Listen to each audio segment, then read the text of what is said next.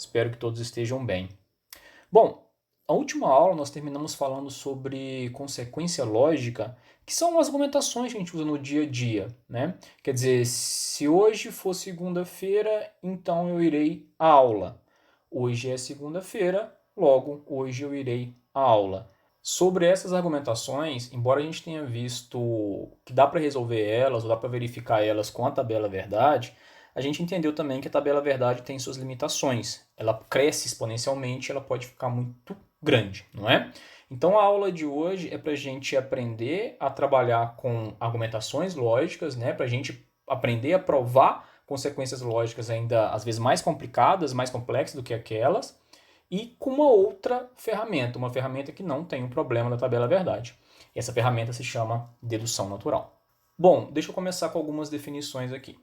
A primeira é sequente. O que é o sequente? Sequente, pessoal, é um conjunto de regras da lógica proposicional, onde a gente tem, né, um conjunto aqui, a gente tem algumas regras que a gente chama de gama ou de conjunto de premissas, e a gente tem uma última regra aqui, que é sempre a conclusão.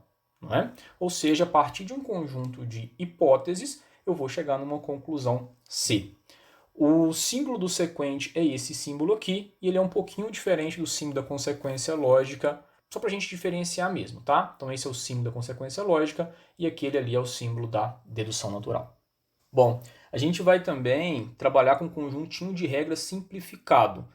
Quer dizer que a gente vai trabalhar só com falso e ou implicação. A gente não vai ter regra para bimplicação, por exemplo, nem para negação.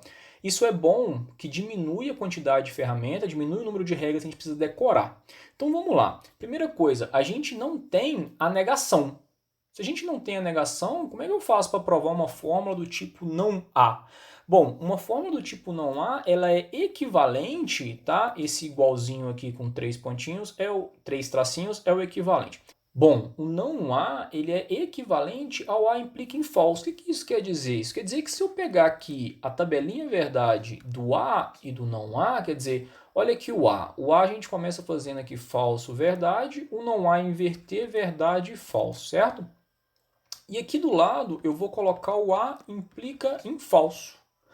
Vamos ver. Falso. Quando A é falso, falso implica em falso, verdade. Quando A é verdade, verdade implica em falso, falso. Então a gente consegue perceber que a coluna do não há e a coluna do A implica em falso, elas são equivalentes. Isso quer dizer que elas são iguais na prática, tá bom?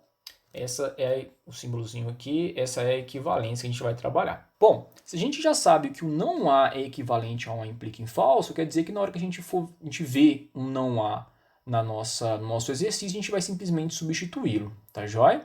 A gente também vai substituir a bimplicação. Na hora que a gente tiver a bimplicação B, a gente vai substituir por A implica em B e B implica em A. Aqui a gente consegue visualizar um pouquinho melhor, né, que a bimplicação, na verdade, são duas implicações, mas de toda forma, façam a tabela verdade e verifiquem que a coluninha do A bimplicação B vai dar exatamente a mesma coisa que a coluninha dessa última fórmula aqui. Por fim, a gente não tem nenhum verdadeiro, ou seja, para provar um verdadeiro é falso implica em falso, porque falso implica em falso é o próprio verdadeiro. Tá joia? Bom, para trabalhar com dedução natural, a gente vai usar o que é chamado de árvore de prova. É uma notação, tá? Basicamente, a gente vai ter várias fórmulas, fórmula 1, 2, 3, até a fórmula N, em cima de um traço e a conclusão logo abaixo, tá? Vou mostrar para vocês um pouquinho melhor com exemplos. Pessoal, a dedução natural é um conjunto de regras ou um conjuntinho de ferramentas que vocês vão poder utilizar para provar as consequências lógicas, né, dos exercícios, dos exemplos que eu vou mostrar daqui a pouco. Fazer um exercício de dedução natural é como montar um quebra-cabeça. Claro, a gente pode começar a fazer pelas bordas porque é mais fácil, mas na verdade o quebra-cabeça ele não tem uma ordem a ser utilizada. Primeira regrinha é a regrinha chamada de identidade e ela diz o seguinte, ela é bem direta. Se alfa pertence a gama, se alfa pertence ao conjunto de premissas, então eu consigo concluir alfa. Como assim? Se eu falei com vocês que eu sou professor de matemática discreta, vocês vão concluir que eu sou professor de matemática discreta. Na verdade, a conclusão já estava nas premissas, já era verdade no primeiro momento. ok? Pessoal, pode parecer bem idiota essa regrinha, mas ela vai ser muito importante para a gente saber quando é que a gente para as provas dos exercícios. Como a gente usa essa regrinha várias e várias vezes, a gente tem uma forma simplificada que é simplesmente colocar a regra e um tracinho em cima. Bom, a partir dessa regrinha de identidade, as outras regras, né, quer dizer, a gente vai ter duas regras para cada conectivo. Por exemplo, para o conectivo E, a gente tem duas regras e as regrinhas sempre chamam introdução e eliminação do conectivo. A introdução do E está aqui do lado esquerdo e é o seguinte: para eu provar que alfa e beta é verdade, eu tenho que provar que alfa é verdade e beta é verdade. Ou uma outra maneira de visualizar, se alfa é verdade sozinho e beta é verdade sozinho, então alfa e beta é verdade junto. Se eu disse para vocês que eu sou professor de discreta, eu disse para vocês também que eu sou professor de Aedes, então vocês sabem que eu sou professor de discreta e Aedes. Bem tranquilo, né? Vamos para a eliminação do E. Reparem também na notação, tá, pessoal? A gente usa sempre o conectivo e do lado o E de eliminação ou I de introdução. Aqui a gente tem, né, ou a gente tinha como premissa que alfa e beta eram verdadeiros. É como se eu chegasse e falasse com vocês, pessoal, eu tenho uma camisa amarela e eu tenho uma camisa azul. E vocês vão concluir que eu tenho uma camisa amarela. A partir de alfa e beta eu posso concluir alfa. Claro, eu poderia concluir beta também. Se eu disse que eu tenho uma camiseta verde e azul, perdão, se eu tenho uma camiseta verde e eu tenho uma camiseta azul, você pode concluir que eu tenho uma camiseta azul, ok? O Rodrigo na apostila ele faz uma diferenciação, a eliminação do E à esquerda e à direita. Aqui não precisa não, só coloco a eliminação do E e eu sei se é a esquerda ou é a direita, ok? Outra regrinha, regrinhas da implicação. A eliminação da implicação é que eu mais falo com vocês, né? Alfa implica em beta, alfa, beta. Como assim? Se chover, então molha. Choveu. A conclusão que vocês têm é que molhou. Se for segunda-feira, tem aula de discreta, é segunda-feira. Então a conclusão é que hoje tem aula de discreta. Tranquilo? Pessoal, reparem que quando a gente fala de dedução natural, todas as regrinhas elas são verdadeiras ou elas estão na afirmativa, tá? Colocar ou eu ter no conjunto de premissas A implica em beta, quer dizer que A implica em beta é verdadeiro.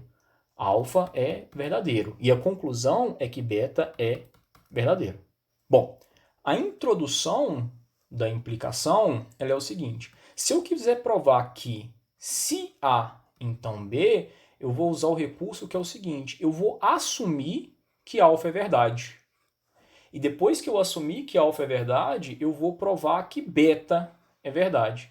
Ou seja, se a partir do momento que eu assumir que alfa é verdade, beta é verdade, ou seja, se alfa for verdade, beta vai ser verdade, então alfa implica em beta.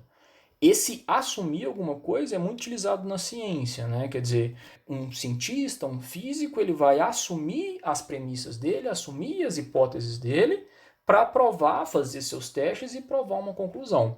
E aí talvez ele não saiba se existe matéria escura, por exemplo, mas ele prova que se existir matéria escura pelas simulações e pelos cálculos, então A, B, C vai acontecer, ok? Então só para reforçar, se alfa acontecer, beta vai acontecer. Ou seja, o que eu concluí é que se alfa, então beta. Pessoal, muito cuidado. Esse alfa que a gente assumiu como verdadeiro, ele não é verdadeiro de fato. A gente assumiu com um propósito. Inclusive, eu vou colocar aqui um quadrinho em volta. Esse quadrinho é o escopo da variável ou escopo da fórmula, tá? Esse alfa que eu assumi que ele é verdadeiro, eu assumi para provar beta, então ele só vale aqui dentro. Até então, as regrinhas, tirando essa última que a coisa começou a ficar esquisita, até então as regrinhas elas estão bem tranquilas, né? Se alfa e beta é verdade, então alfa é verdade. Eu já sabia disso, não precisava nem fazer discreta, mas